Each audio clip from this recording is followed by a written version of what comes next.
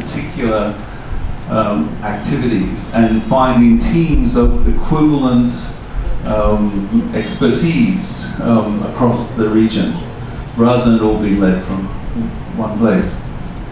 So the proposals for this meeting I'd like to sort of bring forward are that we try and identify a SEADOM structure. Now, in truth, how far we can get in the detail of that today, we'll have to see. I think what we need to do is create the essence of that structure and get agreement on that, and hopefully find also a small team that can take this forward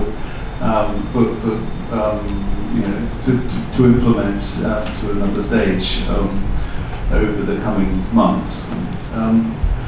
And then I think it's really important we come away from here, as we did from the last meeting, with some priorities for the next 12 months, so that we can work forward. Just to give you some idea, there's Dr. Sugri has managed to secure some funding for 5 years, but the first year actually runs out in August or something. Is it August? September. So actually, we're already well through the first year. So that's how fast calendars travel, as we all know. As I said, identify leaders in relation to key areas, and then we want to have a session where we find student, staff, and faculty opportunities that give visibility to the organisation. So in other words, we try and get our points of focus, and of course to come to know each other better. That is obviously important.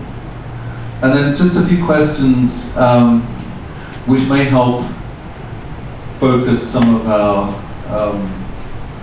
definition of ourselves.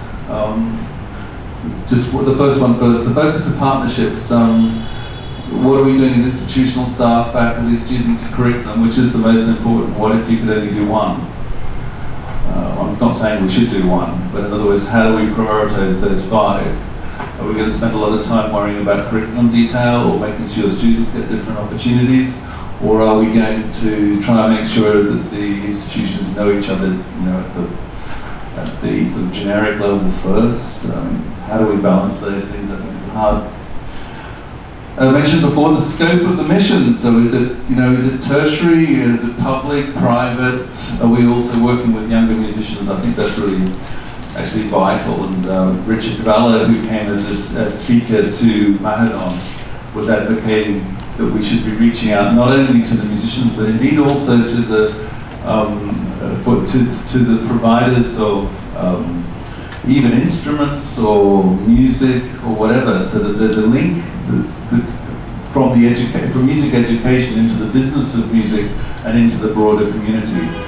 So that's something to look at. How do we make this work for everyone? In other words, we want everyone in the group to feel that there's a value for them, that they get something that takes them forward. But obviously, with the diversity, it's important to give consideration to that so that we can find ways to help that work. And finally,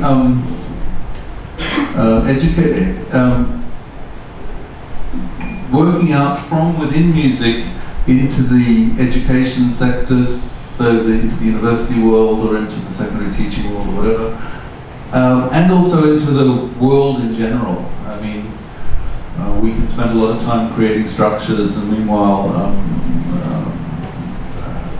Microsoft or something has moved the world in a way that was much quicker than we ever imagined. So, how are we responding to the speeds of change, and how much can we do, and what should we prioritize? The risk is we're going to change the world, but no one's going to have any time to do any of the change, and we don't get anywhere. So if we just pick those things up, I thought maybe that's something to sort of help with these last, we've got a little while, I think, to just go and look at some of these general priorities, and also to get some feedback with so many people new in the room as to thoughts and responses to some of these points. But I thought the questions themselves might help. So for example, people have come here because they thought it was going to be valuable to them, I hope. Therefore, you must have things you would value. And if you come for the first time, maybe what you read from Joe already gave you a clear picture of this. Maybe this is the sort of things you're expecting to be discussed, or maybe there's something completely different. So how we prioritize, I think, is one of the points. Perhaps I can open it up for any sort of thoughts on that one.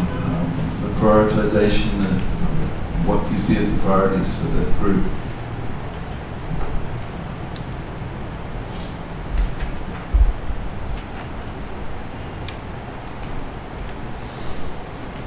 It's okay, I mainly did it so that there could be some silence in the room for a minute after me talking for so long. But we could maybe just a few moments to just think about it, and then we can see if there's any responses to that.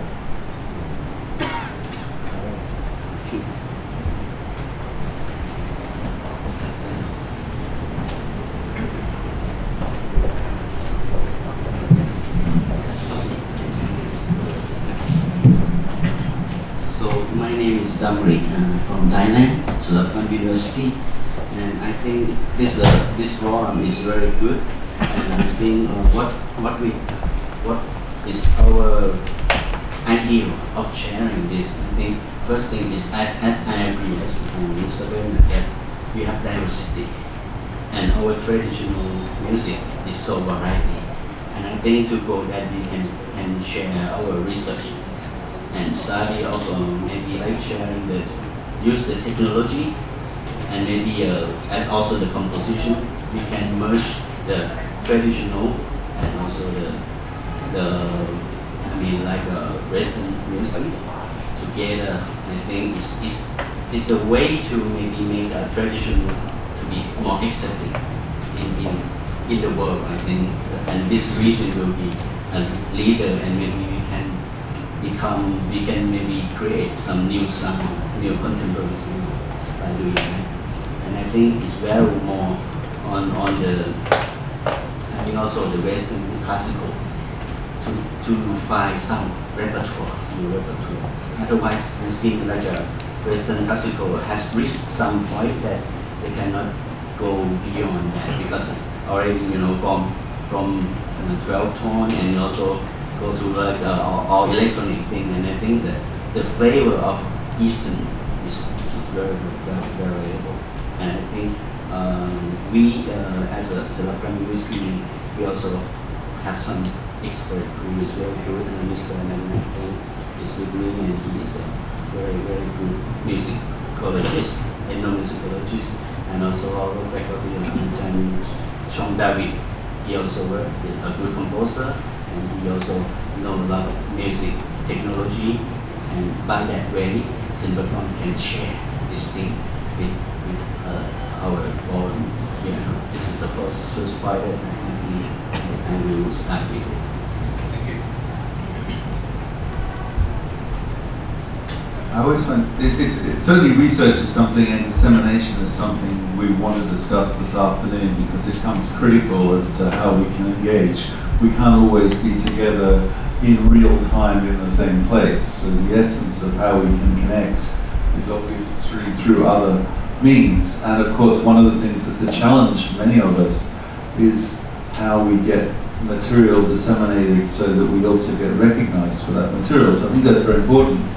But I think the other challenge, though, is, of course, when things are alive, they grow fast and of their own volition.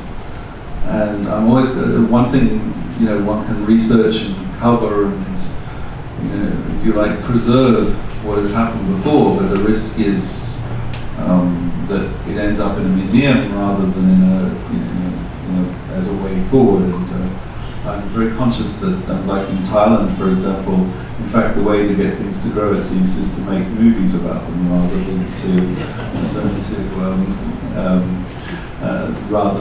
than to write treaties on them. So I can never remember the name of this film, and I really want to remember the name of this film.